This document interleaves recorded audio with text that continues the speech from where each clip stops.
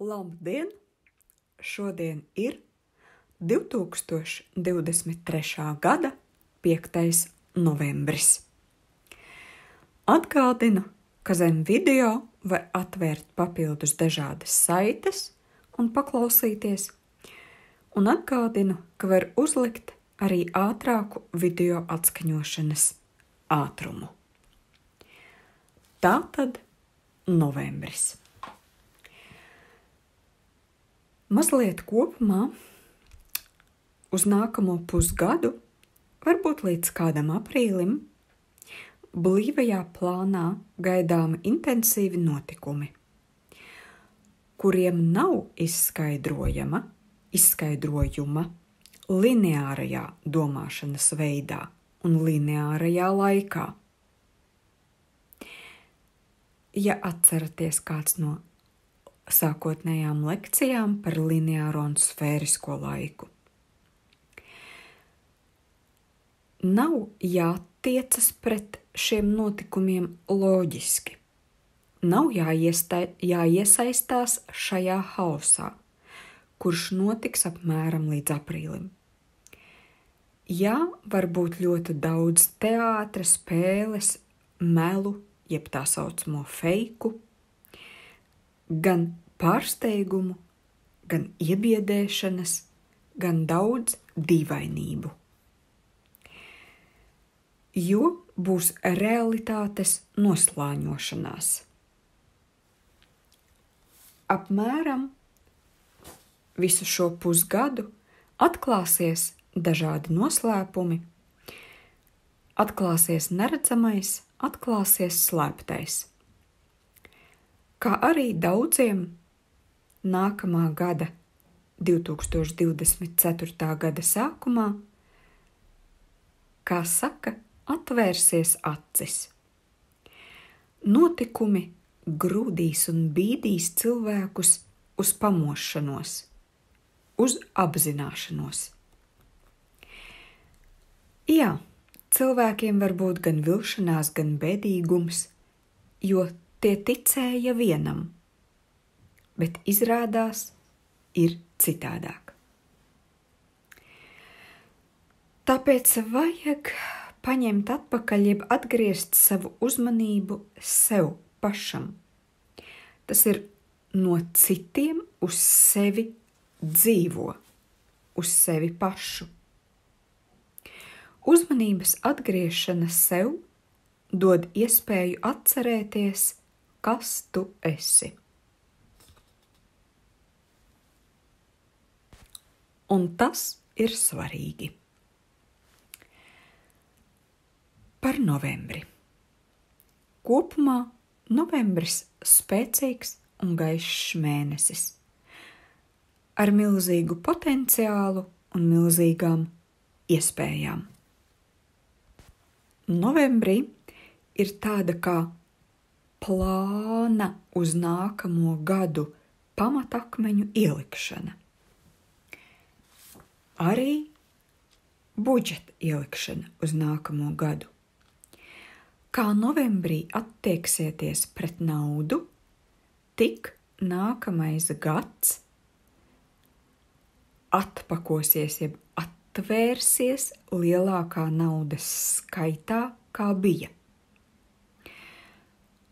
Pret naudu vajag attiekties ar cieņu, lai rēķini novembrī ir kārtībā, lai nauda stāv kārtīgi.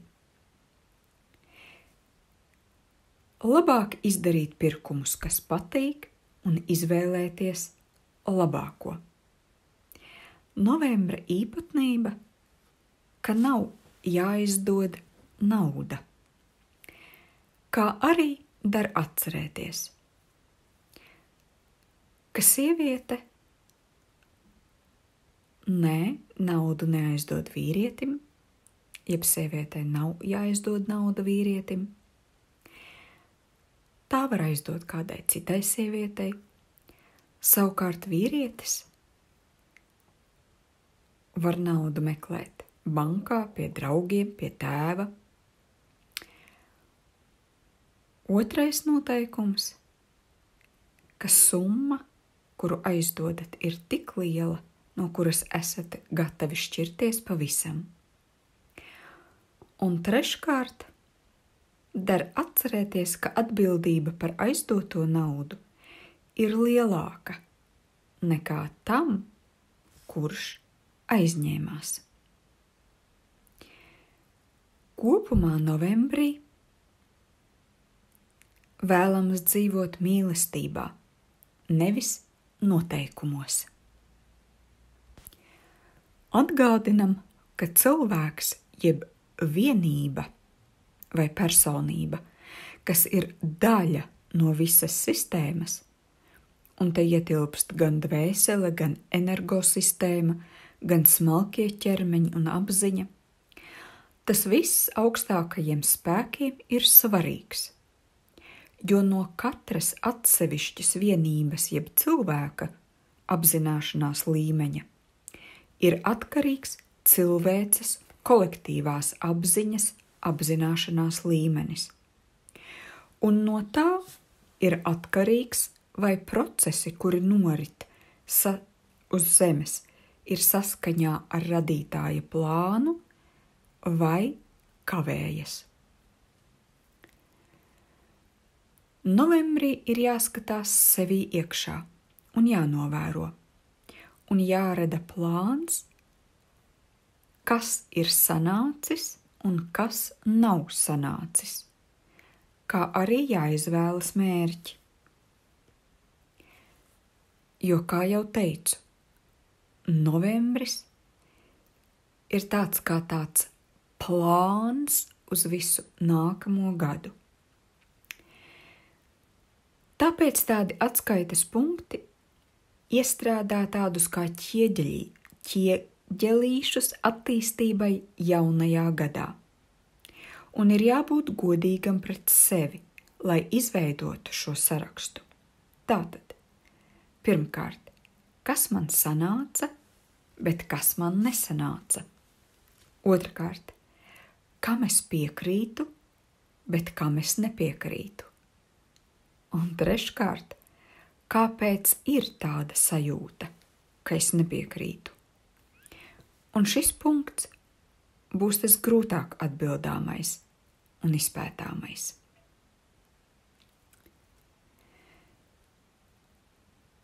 Vienlaikus jūs sāksiet arī apzināties, ka ar savu nodoma līmeni, ja jums nodoms patiešām ir spēcīgs, jūs varat mainīt situācijas, kuras ir saistītas ar jums un procesus. Novembrī nodoms kļūst pietiekami spēcīgs un dažādām situācijām pielietojams instruments, kas ir visai iedarbīgs. Ar nodomu novembrī var veidot un ielikt situācijas nākotnē. Novembris ir pietiekoši augstvibrāciju mēnesis. Tāpēc atcerieties, ka novembrī ieliekas tādi kā plāna punkti un pamatakmeņi visa nākamā gada lielajam plānam. Novembris – tā ir tāda kā neatgriešanās punkta iziešana. Novembra notikumi it kā aiztaisa ceļu uz iepriekšējo veco dzīvesveidu. Durvis aizveras un vilciens attiet. Kolektīvā līmenī cilvēki jau sen ir izvēlējušies scenārijus, kuros ir jānotiek vērienīgiem, kritiskiem notikumiem, kuri mudina visu cilvēci pāriet uz jauniem enerģijas tipiem. Atlikt vairs nav iespējams, jo pati planēta jau ir pārejas procesā. To var arī saprast kā laika parametru maiņu, proti, pats laiks kā mērvienība iegūst jaunas īpašības telpā, kurp virzās visa Saules sistēma.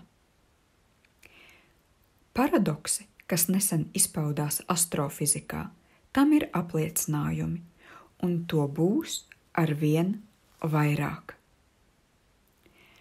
Jaunie laika parametri prasa cilvēkiem izdarīt izvēli.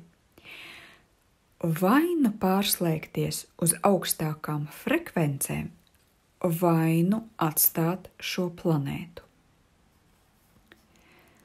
Augstās frekvences ir saiknes sajūta ar radītāju, jeb avotu, kas kolektīvajā līmenī nozīmē atzīt, ka mēs esam viens. Jo redzot savu saikni ar radītāju, jūs to redzat arī citiem. Lai to apzinātos individuālajos prātos, kolektīvajā līmenī tika izstrādāti vairāki scenāriji, kas pātrina vienotības procesu. Viens no scenārijiem ir draudi visus iznīcināt. Pats drauds, jeb paši draudi, liek pārskatīt visu, kas šķita norma, pārskatīt un izveidot citus attīstības ceļus. Pirmkārt, norma šķita doma par ugunsgrēka dzēšanu ar uguni. Tas ir, visus apmierināja doma, ka ar vardarbību var tikt galā ar vardarbību. Un civilizācija saviešo spirāli, līdz mēs nonācām pie absurda maksimuma, kad jauki cilvēki sēž dārgos uz valkos un mierīgi apspriež vardarbības veidus, kas ir pieejami civilizētai sabiedrībai. Otrkārt, norma ir uzvarētāju diktatūra. Tas ir, vispirms iznīcināsim ienaidnieku ar pieņemamiem zaudējumiem daudzu dzīvību veidā, tad attīrīsim tos, kas nepiekrīt, tad noteiksim mūsu kārtību, kādā mēs mācīsim pārējiem iet mūsu mūzikas pavadījumā. Tad lūk, abas šīs normas brūk. Nevienai no tām vairs nav spēka, jo visiem kļūst skaidrs šāda stāvokļa absurdums. Draudi iznīcināt visu civilizāciju norādīs uz vispārējas vienotības nepieciešamību, jeb vajadzību, un tas pēc tam neutralizēs visus esošo un potenciālo diktatūru plānus. Novembrī šo procesu iekļūšana notiks zemapziņas līmenī, izraisot cilvēkos neierastas reakcijas uz ierastām lietām. Piemēram, dusmas un atriebības sajūta sāks atdot vietu līdzjūtības sajūtai, bet līderu godināšana nomainīsies pret viņu ar vienaldzību pret viņu personībām. Personiskā līmenī šajā periodā cilvēki var akūti izjust kaut ko līdzīgu, ka tās ir beigas. Tomēr tās nebūtu nav beigas visam, tās ir vecās dzīves paradigmas beigas. Tiklīdz jūs ieinteresēsieties par to, kā gan var savādāk organizēt sabiedrību, kā var savādāk skatīties uz savu dzīvi, tā jums atvērsies neiedomājamas perspektīvas. Tas ir līdzīgi, kā spēlēt galda futbolu un pēc tam iziet stadionā un nokļūt reālā laukumā. Tad ir šoks un zināms orientācijas zudums. bet pēc tam jūs sākat mācīties to, ko šādos plašumos var darīt. Bet galda mazo bumbiņu dzenāt pa lielo stadionu ir vienkārši absurdi. Tātad, caur ārējo krīzi mēs nonākam līdz dažādu 3 dimensiju spēļu beigām.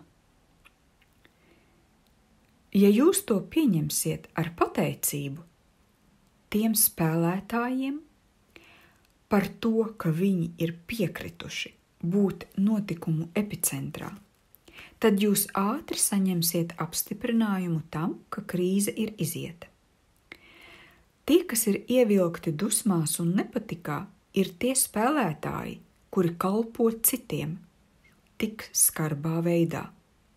Esiet viņiem pateicīgi un dodieties tālāk.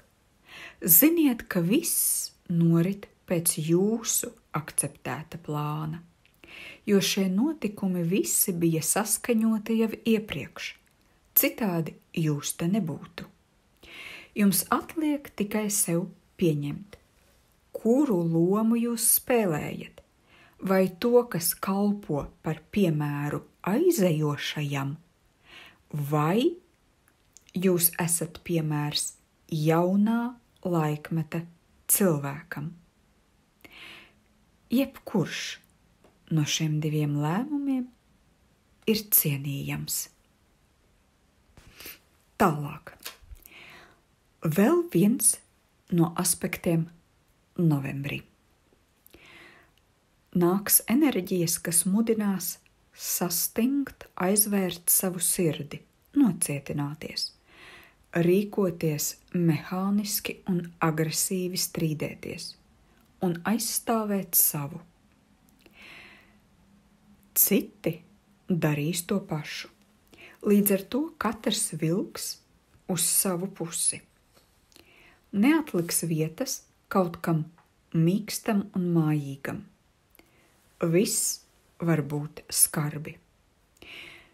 Var būt drūmi un depresīvi. Šīs enerģijas iespaidā būs grūti rīkoties maigi.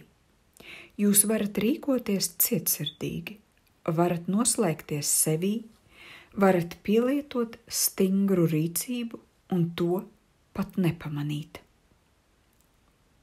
Šeit padoms ir viens – skatīties uz sevi tā, it kā no malas, un apzināties, ko jūs darāt.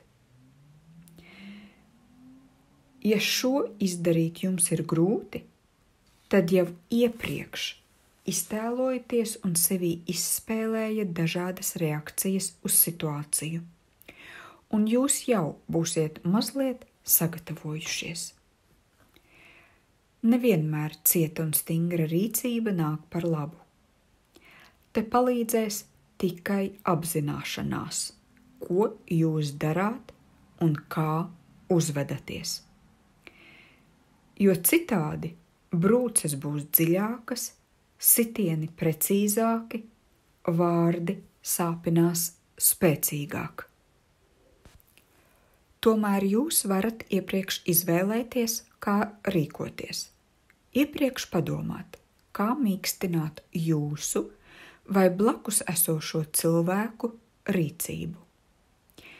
Būs un radīsies arī pretestības enerģija, mēģinājumi nobremzēt, jo ja kāds pārāk skarbi uzvedas, tad citi arī stingri tam pretojas. Ko darīt? Ja jums tuvākajā apkārtnē kāds uzvedīsies pārmērīgi skarbi, tad viņam uz to būs jānorāda. Jālūdz paskatīties uz savu rīcību no malas. Dažiem ar to pietiks. Dažiem vajadzēs vairākas reizes, un dažus nāksies apstādināt kopā. Ja jūs izturēsieties skarbi, tad norādīs uz to jums. Galvenās briesmas ir tajā, ka ar savu rīcību varat nodarīt neatgriezenisku kaitējumu dažāda veida attiecībām ar sev svarīgiem cilvēkiem. Kā izturēties šomēnes pret cilvēkiem? Pacietīgi. Vajadzēs daudz pacietības. Vajadzēs ļoti daudz pacietības. Šis mēnesis paies, taču pārējais paliks. Tāpēc, lai nesabojātu attiecības, sekojiet saviem uzliesmojumiem un reakcijām. Var rasties nesaprašanās. Galvenais, lai jūs laikā apstājaties brīdī, kad tiek noskaidrots, kura viedoklis ir pareizāks. Skarbas rīcības un destruktīvu emociju šomēnes var būt gana daudz. Ne visi spēs radušos skarbumu uztvert filozofiski. Skarbums liek aizstāvēties. Cilvēki var apjukt. Ne visi spēj uztvert un pārstrādāt ar ķermeni un psihi tik skarbas enerģijas. Šomēnes plānojot budžetu un distances īsi, ne garas. Situācija mainīsies ļoti strauji. Braucieni īsās distancēs, budžeti nedēļām. Vēl. Šomēnes jūs var pārpludināt eiforija. Tad nelēkājiet tai līdzi. Ļaujiet, lai tā norimst, un tikai tad darbojieties tālāk. Darbojieties ar mēru, arī aktivitātes ar mēru. Un vēl, nemēģiniet atgaiņāties no kāda jūtām, ja jums par tām tiek stāstīts. Centieties tās sadzirdēt un uztvert. Iespējams, cilvēkam ir vajadzīga jūsu palīdzība vai padoms. Oktobris bija enerģētiski spēcīgs. Trīsdimensiju pasaulē vērojama tendence uz konfliktu pastiprināšanos un problēmu risināšanu vecos, agresīvos veidos. Attīstītās apziņas cilvēks tika pakļauts enerģiju ietekmei no 1. līdz 10. dimensijai, kas paplašināja viņa iemiesošanās ķermeņu enerģētisko diapazonu un pārveidoja apziņu. Šāda enerģētiskā iedarbība ļauj cilvēkam savienoties ar dvēseles ieceri uz tekošā iemiesojuma uzdevumiem un īstenot šo ieceri visos savos ķermeņos ar mērķi to realizēt, kā arī apzināties savu sūtību un savu lomu planētas evolūcijā. Oktobrī bija iespējama dziļāka cilvēka daudzdimensiju es sinhronizācija pa dimensijām, čakrām un enerģētiskajiem ķermeņiem. Šāda sinhronizācija atver ļoti dziļus zemapziņas slāņus, izstrādei jaunā līmenī, kas mulsina to cilvēku, kurš pirms tam jau ir daudz un ilgi strādājis ar sevi. Ir jāsaprot, ka tieši šāds jauns harmonijas līmenis ļauj cilvēkam rakt vēl dziļāk.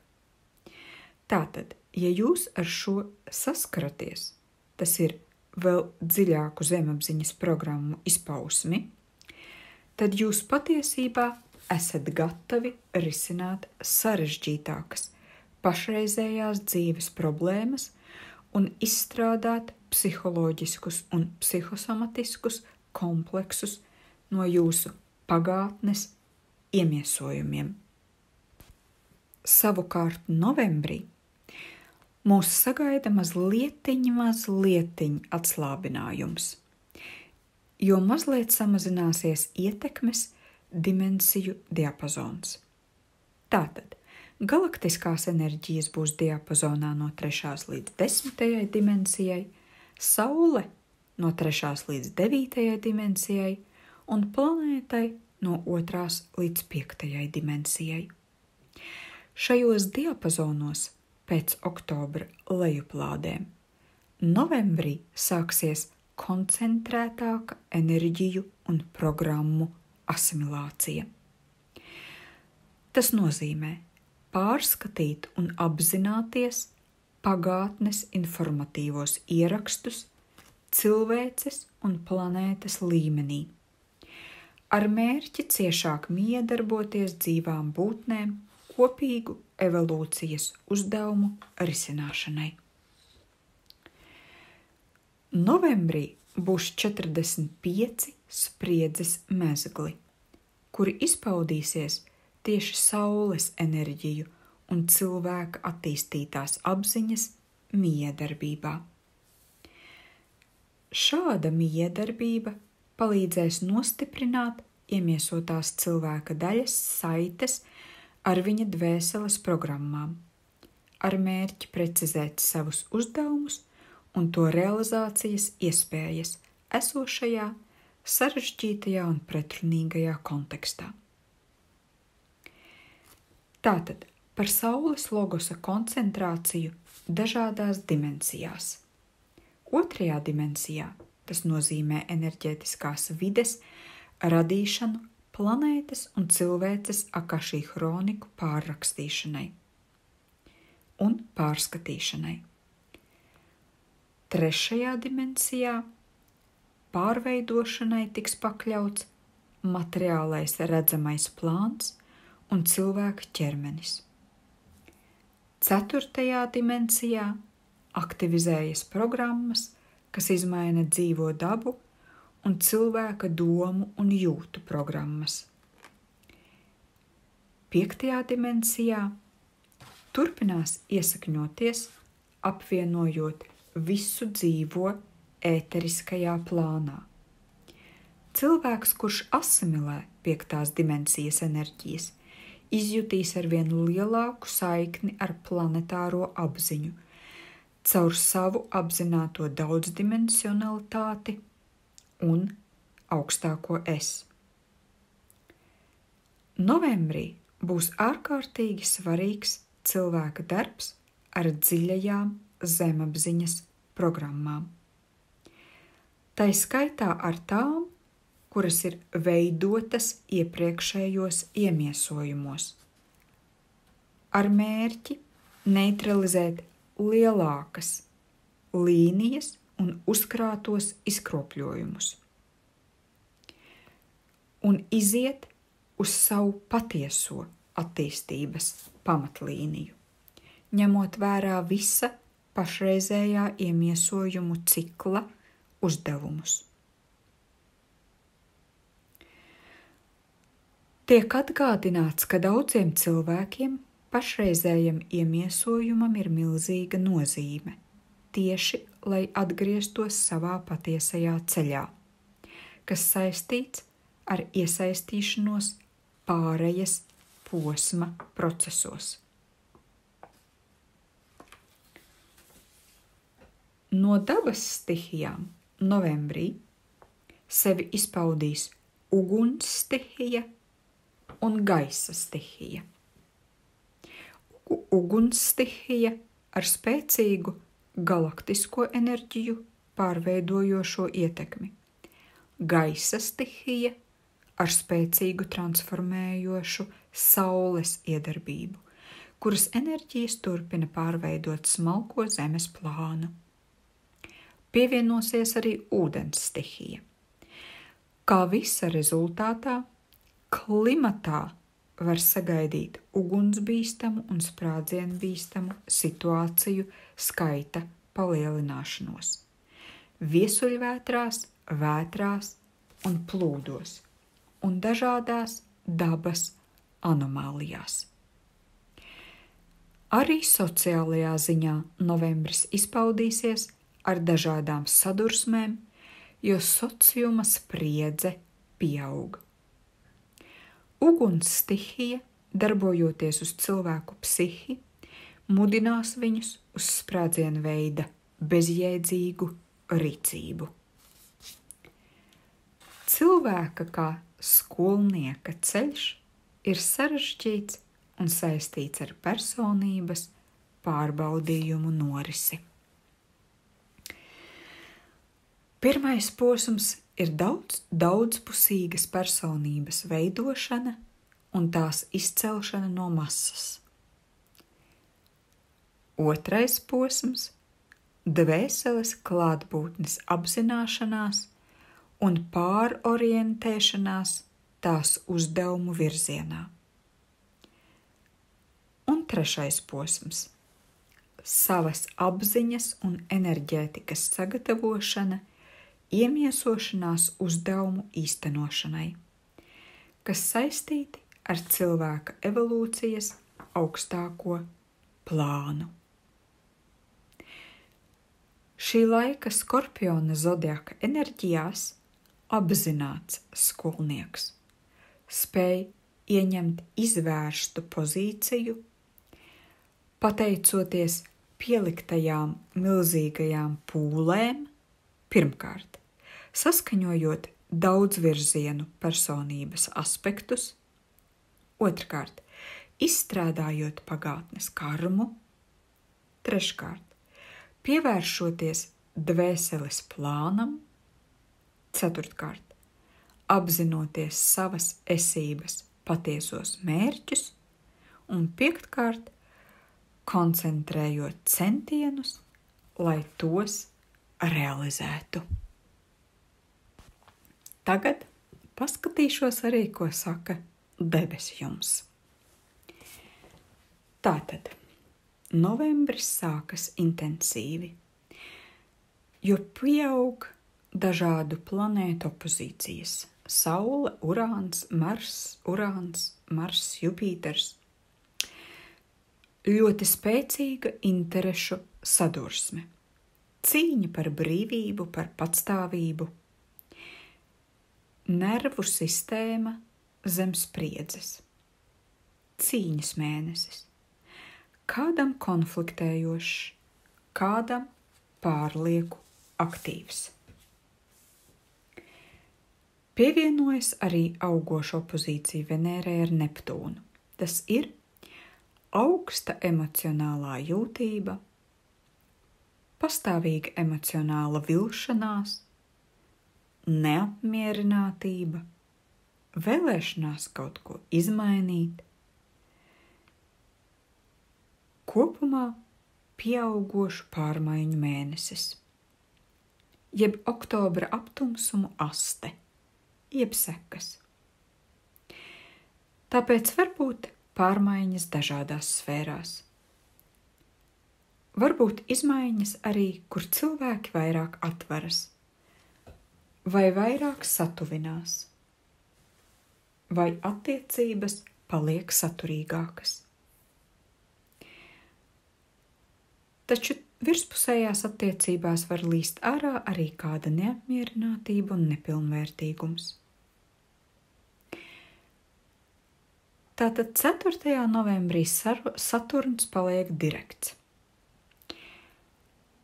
Taču līdz pat 11. novembrim ir Saturna statiskais periods, kas ir bremzēšanās, staipīgums, aiztures, nav ātru risinājumu, ir bremzēšanās, kas kopā ar lielu iekšēju intensitāti ir ļoti sarežģīts periods. Jūs varat dot sev tādu kā uzdevumu – trenēt pacietību. Mēneša sākumā, jo īpaši, pati galvenā tēma ir pacietība. Mierīga, saprātīga, nogaidoša, izgaidoša pacietība. Mēneša sākums ir vairāk domāts iekšējam darbam nekā ārējam. Bremzēšanās, nevis ātra rīcība. Līdz 11. novembrim lietas darīt vajag bez steigas un bez forsēšanas. Tieši 10. novembrī vispār tāda kā pauze, jo ja tad sāk kaut ko jaunu, tad vai nu tas izstiepjas uz ļoti ilgu laiku, vai vienkārši iebuksē un klusi izbeidzas. No 1. līdz 13. novembrim visu darīt lēnām, bez steigas, trenējot pacietību visās sfērās. Saules Urāna opozīcijas maksimums ir 13. novembrī. Urāns vispār dod paaugstinātu aktivitāti un uzbudinātību. Sāsinās tēmas brīvība, patstāvība, strauju pārmaiņu slāpes, un tas viss var dot konfliktus un straujas pēkšņus emocionālus uzliesmojumus, pie tam bezjēdzīgus. Tātad bezjēdzīgas uzsprāgšanas. Pēc 14. novembra dzīvot paliek vieglāk. Pēc 14. novembra situācija mīkstinās. Tad dod iespēju realizēt to, ko jūs jau agrāk gribējāt realizēt, taču tagad jau daudz produktīvāk un mierīgāk, ar mazāku spriedzi.